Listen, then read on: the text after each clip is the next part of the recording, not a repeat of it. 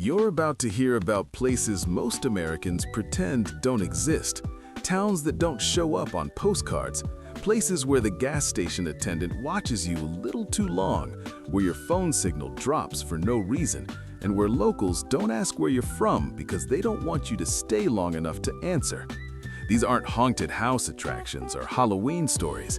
These are real towns with real people, real histories, and real warnings whispered quietly, usually followed by the same sentence every time: you shouldn't have come here.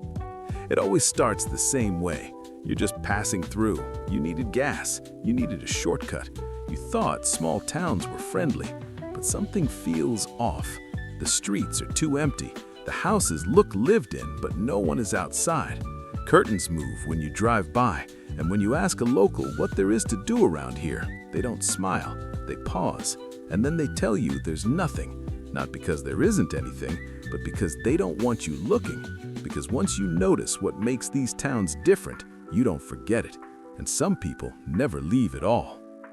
There's a town in the American desert where the ground itself seems to hum, where the heat feels heavier than it should, and where residents insist the sky doesn't look the same anymore.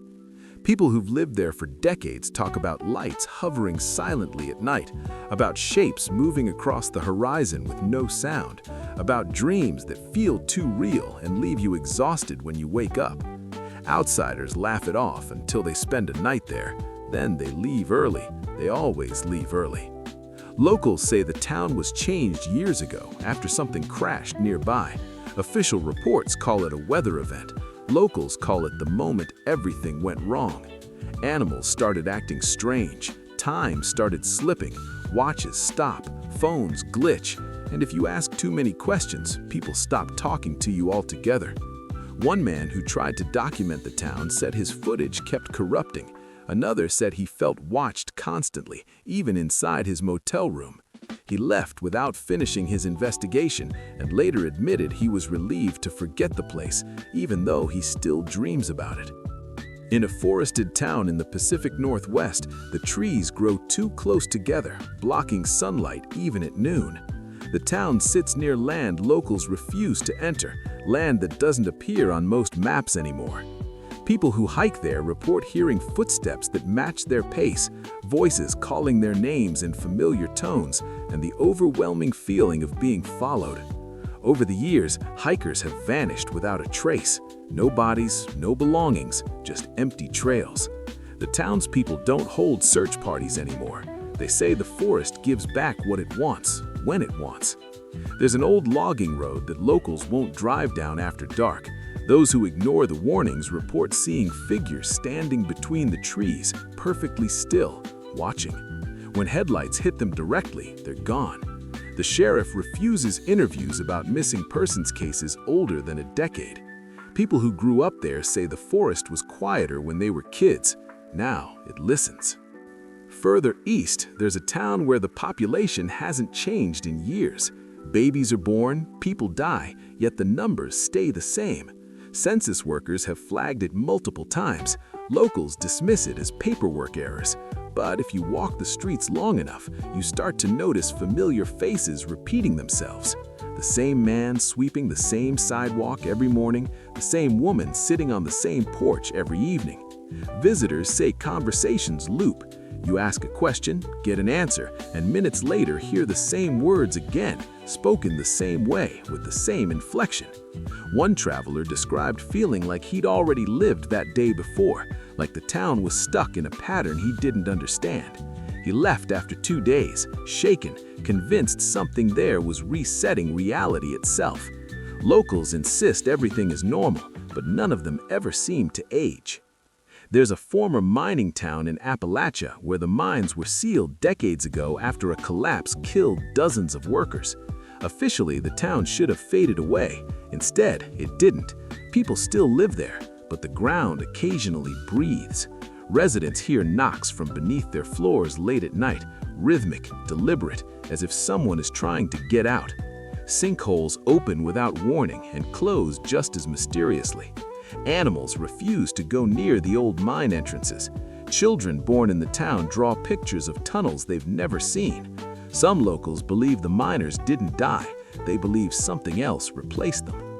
Visitors who stay overnight report hearing footsteps under their motel rooms, pacing, waiting. The owner always insists it's just old pipes.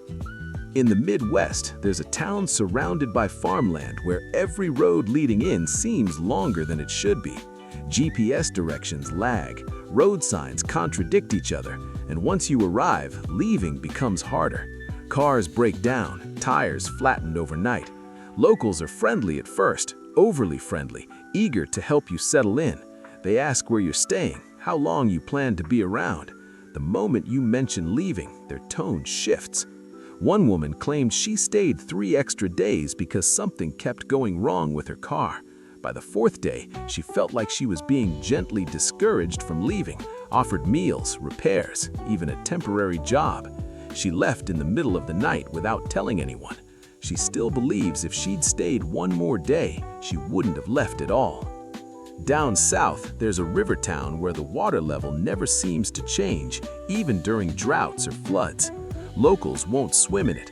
Fishermen avoid certain stretches entirely. Bodies have been pulled from the river over the years, preserved unnaturally well, faces frozen in expressions of terror. Elders in the town say the river remembers that it takes people who don't belong. Tourists who rent boats sometimes report seeing shapes moving beneath the surface, far too large to be fish. One man said something brushed against his leg and followed the boat for miles. He sold it the next day and left town permanently. In the Southwest, there's a town built near a massive abandoned military installation. Official records say it was decommissioned. Locals say it never really shut down. Lights flicker on in restricted buildings at night. Low-frequency sounds echo across the desert, making people nauseous, disoriented. Residents complain of headaches, nosebleeds, vivid nightmares. The town has an unusually high number of people who refuse to leave, despite claiming they hate it there. Visitors feel an oppressive weight, like the air itself is watching. One urban explorer broke into the facility and claimed the walls were warm, as if something inside was still alive. He deleted his footage and disappeared from online forums shortly after.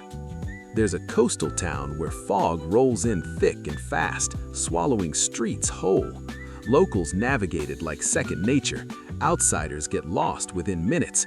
The fog carries sound in strange ways. Footsteps echo from nowhere. Voices whisper behind you when no one's there. Ships have wrecked just offshore for centuries, always in clear weather, always within sight of land. Lighthouse keepers quit after weeks, claiming they see figures standing on the rocks, beckoning them closer. The town council discourages night walks near the water. People who ignore the warnings are sometimes found wandering days later, dehydrated, confused, unable to explain where they've been. In the desert again, there's a town that shouldn't exist at all. No reliable water source, no industry, yet it persists. Residents speak in vague terms about why they stay. They talk about promises, about protection, about deals made long ago. The cemetery is far larger than the town itself, with headstones dating back centuries. Some names repeat, some dates don't make sense. Visitors feel drained, exhausted, as if the place feeds on attention itself. Photographers report images developing with extra figures in the background, shapes no one remembers seeing. In the Northeast, there's a town where winter never seems to end. Snow falls lightly even in summer.